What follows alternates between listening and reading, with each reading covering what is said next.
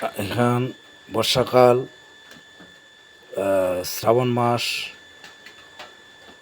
মাস হইলেও এবার বর্ষা আরম্ভ হয়েছে আপনার চৈত্র মাস থেকে আরম্ভ করে অদ্যাবধি বৃষ্টি হচ্ছে।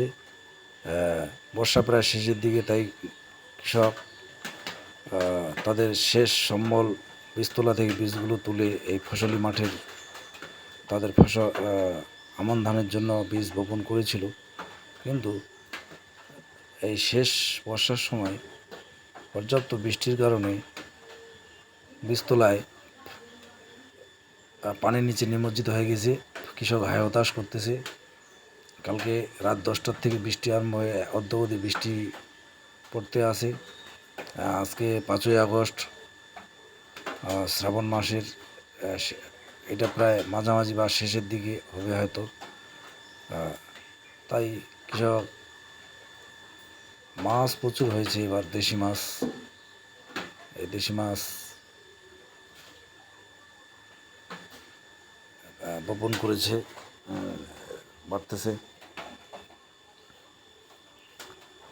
এখন সব বীজতলা পানির নিচে নিমজ্জিত।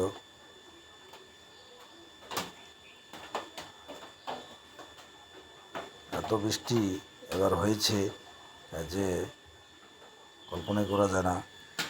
আপনার চৈত্র মাস থেকে ধরে অদ্যাবধি বৃষ্টি হতে আছে।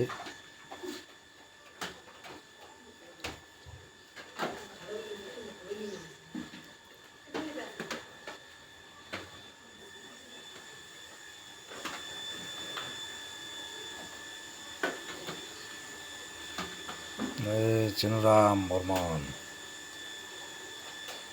কালীপদ বর্মন, এই চেনুরাম বর্মন, কালীপদ বর্মন, ধাবরু হেমব্রম,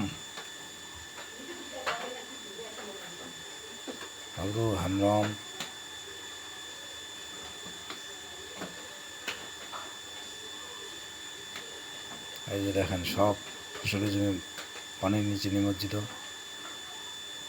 কৃষক এখন দিশেহারা।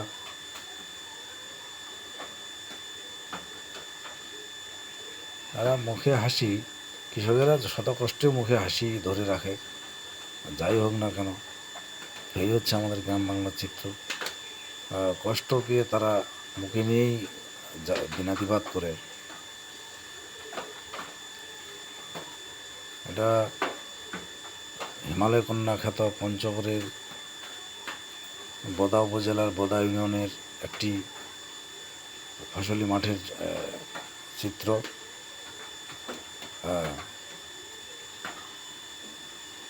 এদের চাওয়া পাওয়া কিছু নেই।